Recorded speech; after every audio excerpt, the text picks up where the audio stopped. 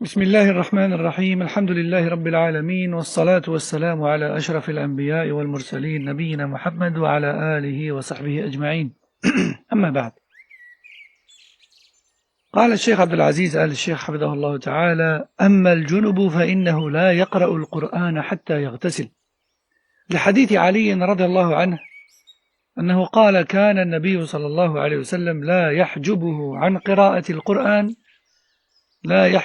قراءة القرآن شيء إلا أن يكون جنبا، وفي رواية: لا يحجبه عن قراءة القرآن شيء إلا الجنابة.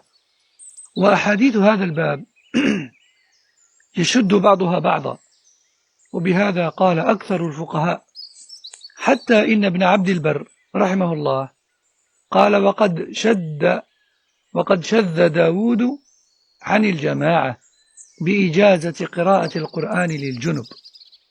أما الحائض فالصحيح أنه يجوز لها قراءة القرآن حال حيضها، لأنه لم يثبت في منعها من قراءته حال حيضها حديث. وأما قياسها على الجنب فلا يصح، لأن حدث الحائض قد يطول في الغالب ويخشى من نسيانها القرآن. أما حدث الجنب فلا يطول، ومتى شاء رفعه بالاغتسال. أما مس المصحف فالصحيح أنه لا يمسه إلا طاهر من الحدثين الأكبر والأصغر، لقوله تعالى: لا يمسه إلا المطهرون. ولأن في كتاب عمرو بن حزم: وأن لا يمس القرآن إلا طاهر. قال ابن عبد البر رحمه الله: وكتاب عمرو ابن حزم هذا قد تلقاه العلماء بالقبول والعمل، وهو عندهم أشهر وأظهر من الإسناد الواحد المتصل. ثم قال: وأجمع فقهاء الأمصار الذين تدور عليهم الفتوى وعلى أصحابهم بأن المصحف لا يمسه إلا طاهر. انتهى كلامه رحمه الله. Hier, Cheikh Abdel Aziz Hafidahullah Ta'ala nous a dit qu'il était tout à fait permis de lire le Coran, de prononcer les versets du Coran sans état d'ablution, sans ablution, c'est-à-dire en état d'impureté mineure. En état d'impureté mineure, il est autorisé de prononcer les versets du Coran. Aujourd'hui, il nous dit, Hafidahullah, quant à celui qui est en état d'impureté majeure, alors il ne lui est pas autorisé de lire et de prononcer le Coran jusqu'à se laver.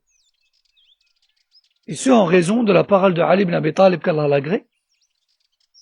Le prophète rien n'empêchait le prophète sallam de réciter le Coran si ce n'est l'impureté majeure. Rien n'empêchait le prophète sallallahu alayhi wa sallam de réciter le Coran si ce n'est l'impureté majeure. Et les hadiths dans ce sujet se soutiennent les uns les autres et vont tous dans le même sens. Raison pour laquelle la majorité des jurisconsultes musulmans sont de cet avis, au point où Ibn Abd al-Barr rahimahullah ta'ala a dit: seul Daoud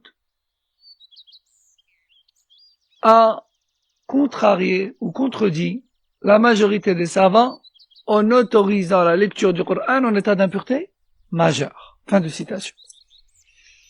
Quant à la femme qui a ses menstrues, eh bien la vie le plus juste, c'est qu'il lui est autorisé de prononcer et de lire le Coran, car il n'y a aucun hadith authentique lui interdisant cela.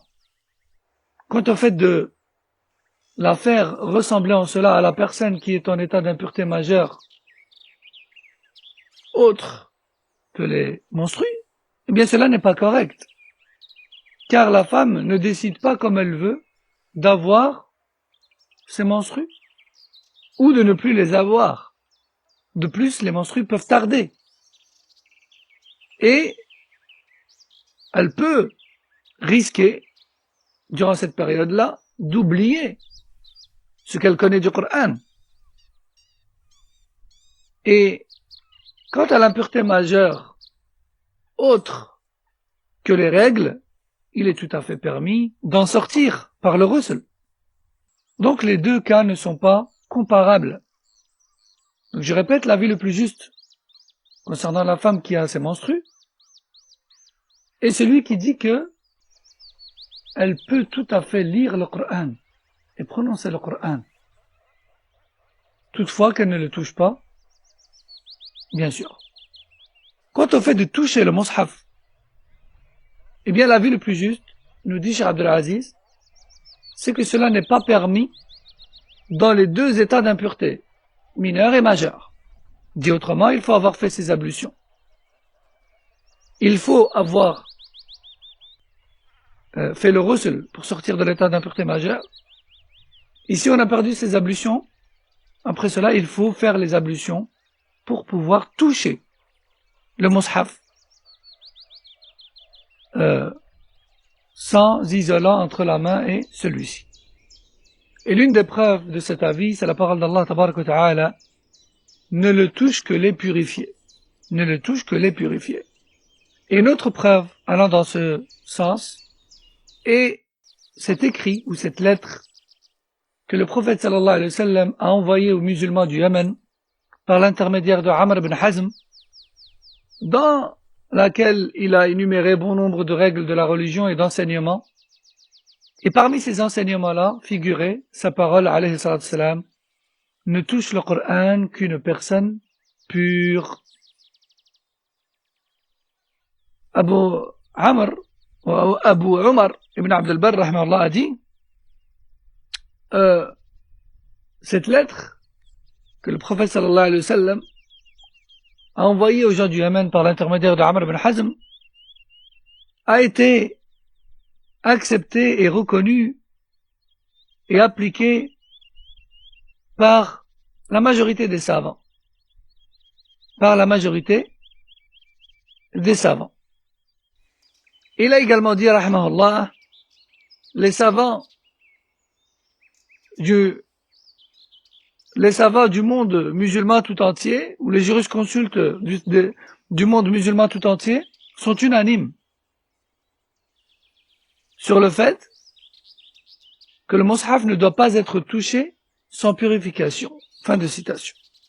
هذا والله أعلم وصلى الله وسلم وبارك على نبينا محمد وعلى آله وصحبه أجمعين والسلام عليكم ورحمة الله وبركاته.